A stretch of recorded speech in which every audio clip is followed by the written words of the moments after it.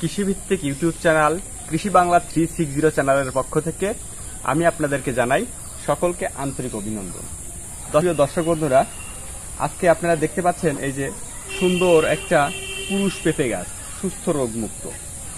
এই পুরুষ পেঁপে গাছটি আসলে আমরা লাগানোর ঠিক 3 মাস পর, 2.5 মাস পরে বুঝতে পারছি যে এটা একটা পুরুষ পেঁপে গাছ, কিন্তু ততক্ষণে কিছু করার ছিল না।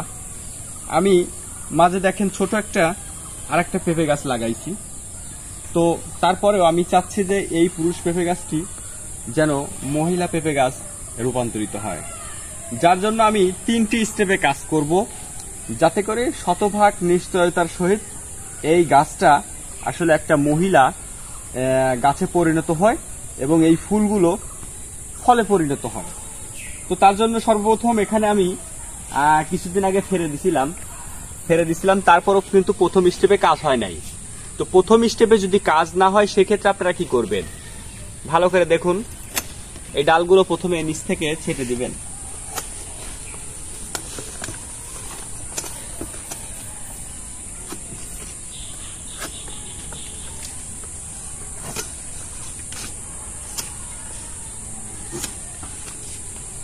ঠিক এরকম করে নিচ থেকে ডালগুলো ছেটে দেওয়ার পরে এরকম 2টি কলম নেবেন আপনারা। কলম নিয়ে ঠিক গোড়া থেকে একটু উপরে এই জায়গাটায়, ঠিক গোড়া থেকে আধা হাত উপরে আপনারা প্রথমে কলমটি আপনারা গেড়ে দিবেন।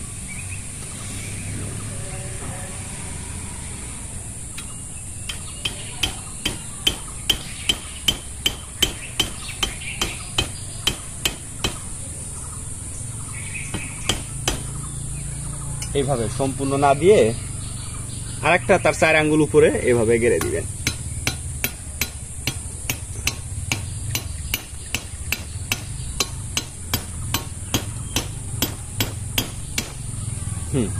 ঠিক আছে, হয়ে গেল। এরকম গেড়ে দেওয়ার পরে কি ঠিক এভাবে গেড়ে দিবেন। তারপর দর্শক বন্ধুরা, আমি আপনাদেরকে যে বিষয়টি দেখাবো, যে আমরা এই যে বাগানটি দেখতে পাচ্ছেন, এই বাগানে প্রায় 30টি গাছ আছে। এই গাছগুলোর দেখেন আমরা কি পরিচর্যাটা করি। দেখেন এই প্রথমে আমি দেখাই যে এই গাছগুলো দেখেন কি সুন্দর সুস্থ রোগমুক্ত। দেখেন আপনি পাতাটা দেখেন, কোনো একটা পোকার চিহ্ন নেই, ঠিক আছে, পোকামাকড়ের কোনো আক্রমণ নেই, ভাইরাসের কোনো চিহ্ন নেই। প্রত্যেকটা গাছ মাশাআল্লাহ। এই দেখুন, এদিকে নিয়ে আসুন, যে আমাদের গাছের এই পরিচর্যা করার কারণে সঠিক পরিচর্যা এইখানে করা হয়। এখানে অল্প কিছু গাছ আমরা একদম সঠিক পরিচর্যা করি, যার কারণে কিন্তু গাছটা দেখেন একদম নিচ থেকে মাশাআল্লাহ কি সুন্দর ফলন। প্রত্যেকটা ফলনই কিন্তু, প্রত্যেকটা ফুল কিন্তু এরকম ফলে পরিণত হচ্ছে, ঠিক আছে।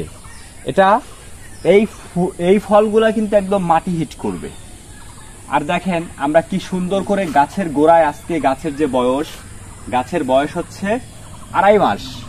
এই 2.5 মাস গাছের বয়সে কিন্তু আমরা গোড়ার একদম 2 হাত 2.5 হাতের ভিতরে কোনো রকম কোনো মানে মাটির স্বল্পতা রাখি নাই। পর্যাপ্ত পরিমাণ যে মাটি, আর এই পর্যাপ্ত পরিমাণ মাটি একদম শিকড়টাকে ঢেকে দিচ্ছি। আর আমরা যে প্রতি 25 দিন 20 দিন পর পর যে সার মেনটেন, এটা কিন্তু একদম অ্যাকুরেট ভাবে করে থাকি, যার কারণেই কিন্তু আমাদের গাছের মাশাআল্লাহ এত সুন্দর ফলন। একটু আগায় আসেন, এই দেখেন মাটি দেওয়ার সিস্টেম যেটা ড্রেন, এই গাছের শিকড় কিন্তু এই পর্যন্ত চলে আসছে প্রায় 1.5 থেকে 2 হাত। এই 1.5 থেকে 2 হাত শিকড়টা কিন্তু সম্পূর্ণ ঢেকে দিতে হবে। যদি ঢেকে না দিই সেক্ষেত্রে আপনাদের কি কি সমস্যা হয় আমি একদম গ্রিন এগ্রোর যে আমাদের আমরা যে এ পর্যন্ত অভিজ্ঞতার আলোকে আমি জানিয়ে দিচ্ছি, যে আপনারা অনেকে বলেন যে আপনাদের পেঁপে গাছের ফুল, এই যে ফুল ফল ঝরে যাচ্ছে, ফুল ফলে পরিণত হচ্ছে না। আসলে এর মূল কারণ হচ্ছে আপনার পেঁপে গাছের গোড়ায় মাটি না থাকা। যদি গোড়ায় মাটি না থাকে সেক্ষেত্রে কিন্তু আপনার পেঁপে গাছের যে শিকড়টা সেটা কিন্তু পচে যায়। পচে গেলে পরে সেই শিকড় সঠিকভাবে খাদ্য নিতে পারে না, তখন কিন্তু এই বিশাল একটা পুষ্টির সংকট দেখা দেয়, যার কারণে কিন্তু এই ফুল ফল ঝরে পড়ে। আর খাদ্যের যদি যখনই দেখবেন যে আপনার পেঁপে গাছের ফুল ফল ঝরে পড়তেছে, আপনারা কি করেন, বিভিন্ন রকম বোরন, তারপর বিভিন্ন রকম সালফার, জিপসাম, অনেক কিছু দেন। হ্যাঁ, এগুলোও গাছের জন্য গুরুত্বপূর্ণ, কিন্তু তখন আপনার গাছের যখন আপনি দেখবেন যে ফুল ফল ঝরে পড়তেছে, তখন সবচাইতে গুরুত্বপূর্ণ সেই গাছের প্রায় 5 কেজি করে আপনি জৈব সার দিয়ে দেন, সাথে কিছু জিপসাম দিয়ে দেন, আর ডিএপিটা খুবই ইমার্জেন্সি দিয়ে দিবেন। ডিএপি, জিপসাম আর হচ্ছে আপনার জৈব সারটা। তখন কিন্তু আপনার গাছ যে খাদ্যটা পাবে, এবং গাছের গোড়ায় পর্যাপ্ত পরিমাণ প্রায় 2 হাত মোতাবেক আপনি চারপাশে মাটি দিয়ে দিবেন, তাহলে কিন্তু ইনশাল্লাহ আপনার গাছের আর ফুল ফল ঝরে পড়বে না। এটা 1 নম্বর কাহিনী। 2 নম্বর, ড্রেন ব্যবস্থাপনা। দেখেন, আমি 2 হাত বরাবর একটা বেড রাখছি, দেখেন, যার কারণে কিন্তু আমার গাছের প্রত্যেকটা সুস্থ। 2 হাত বরাবর মানে বেড রেখে মাঝখান দিয়ে চিকন একটা ড্রেন করে দিচ্ছি, কারণ এখন বর্ষার সময় এই ড্রেন না থাকলে কিন্তু আমি পানিটা বের করতে পারবো না, পানিটা এইভাবেই থেকে যাবে। দেখেন মাশাআল্লাহ, মানে গাছগুলার অবস্থা দেখেন, আমাদের গাছের কিন্তু প্রত্যেকটার খুব সুন্দর ফলন।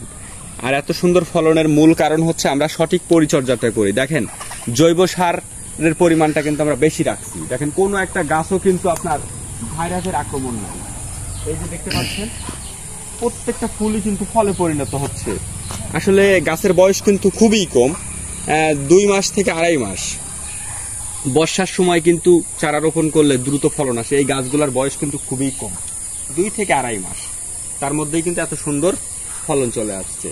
কিছু গাছ পুরুষ গাছ হয়েছে, যাই হোক সেটা সমস্যা না। সমস্যা হচ্ছে যে আমার গাছের রোগমুক্ত একদম অ্যাকুরেট গাছ আমার আছে।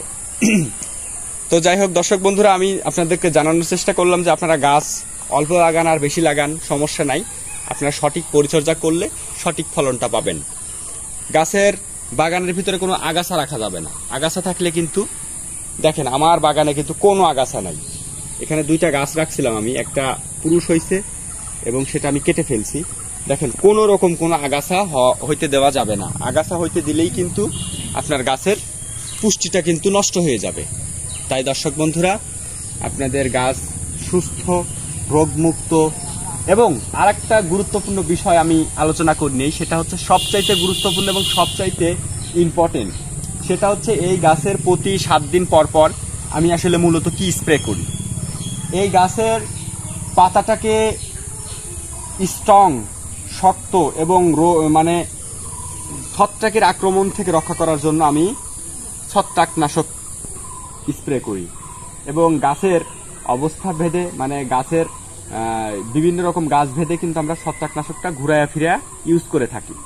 সেক্ষেত্রে আমরা বিভিন্ন রকম ছত্রাকনাশক ইউজ করে থাকি, এবং তার সাথে কম্বিনেশন করে আমরা সাদামাছি, যেটা হচ্ছে আপনার এই যে ভাইরাসের বাহক সাদামাছি, তারপর বিভিন্ন প্রকার মাকড়, তারপর থিপস, যেটা হচ্ছে এই গাছের জন্য তো থিপসের জন্য আমরা ইমিডাক্লোরোফিট গ্রুপের কীটনাশক ইউজ করি। তারপর ভার্টিমেক আছে, ভার্টিমেক ইউজ করি আমরা। তারপর ড্রিল ইউজ করি, টেম্পেস্ট ইউজ করে থাকি, আরও ইউজ করি আমরা হচ্ছে আপনার মবেন্টো আসলে ওইভাবে ইউজ করা হয় না, আমরা টেম্পেস্টটা ইউজ করি। সেক্ষেত্রে আপনার যার কারণে কিন্তু গাছগুলো এত সুন্দর ক্লিয়ার। হ্যাঁ, আরও কিছু গুরুত্বপূর্ণ ক্রিটিক্যাল, আমরা ডেনিম ফিটটা ইউজ করি, সিনজেন্টার ডেনিম ফিট, তারপর হচ্ছে রেডোমেড গোল্ড ইউজ করে থাকি। তারপর আমরা আরও ইউজ করে থাকি আপনার অ্যাবামেকটিক বেনজয়েড গ্রুপের 1.80, বিভিন্ন রকম সময়ে কিন্তু আমরা, আর এটার সঠিক কম্বিনেশন করে কিন্তু আমরা এই জিনিসগুলো ইউজ করি। আর একজন সঠিক পরামর্শকের মাধ্যমে আপনারা জেনে কিন্তু এইগুলা কাজটা করবেন। এক্ষেত্রে সারা বাংলাদেশে ফ্রি সার্ভিস আমরা গ্রিন এগ্রো থেকে দিয়ে আসছি। স্ক্রিনে দেওয়া নাম্বার আছে, আপনারা যখন তখন যে কোনো পেঁপের বিষয়ক সমস্যার সম্মুখীন হলে অবশ্যই আমাদেরকে কল করবেন, এবং আগামী দিনে ভাইরাস প্রতিরোধী রোগমুক্ত পেঁপের চারা পেতে আপনারা অবশ্যই আমাদের সাথে যোগাযোগ করবেন। বিভিন্ন জায়গা থেকে আমরা এবার মানে অনেকের আমাদের যে ক্লায়েন্ট আছে তাদের কাছে শুনছি তারা নাকি প্রতারিত হয়েছে। তো প্রতারিত হওয়ার কোনো সুযোগ নাই। আমাদের গ্রিন এগ্রোর প্লান্ট থেকে আপনারা যদি নার্সারি থেকে যদি চারাটা সংগ্রহ করেন, তাহলে কিন্তু আপনারা কোনো প্রতারিত হওয়ার কোনো সুযোগ নাই। সেক্ষেত্রে দামও আপনারা মোটামুটি কমই পাবেন, আর প্লাস চারাটা অ্যাকুরেট পাবেন। চারা ভাইরাস রোগমুক্ত, দেখেন কি সুন্দর চারা, একদম নিচ থেকে কিন্তু ফলন চলে আসছে। আপনারা দেখেন আমাদের চারাগুলা কিন্তু নিচ থেকে ফলন চলে আসছে। সেক্ষেত্রে আপনারা আমাদের সাথে পরামর্শমূলক চারা নিতে পারেন। গ্রিন লেডি, ফার্স্ট লেডি, তারপর হচ্ছে আপনার থাই কিং, শাহি, রাজা শাহি, তারপর রেড লেডি, বিভিন্ন রকম জাত আছে যেগুলা আপনার ওই অঞ্চল ভেদে, মাটি ভেদে আমরা বিভিন্ন রকম সাজেস্ট করে থাকি। ধন্যবাদ দর্শক বন্ধুরা, আজকের মতো পর্যন্তই। সুস্থ থাকবেন, ভালো থাকবেন। আসসালামু আলাইকুম।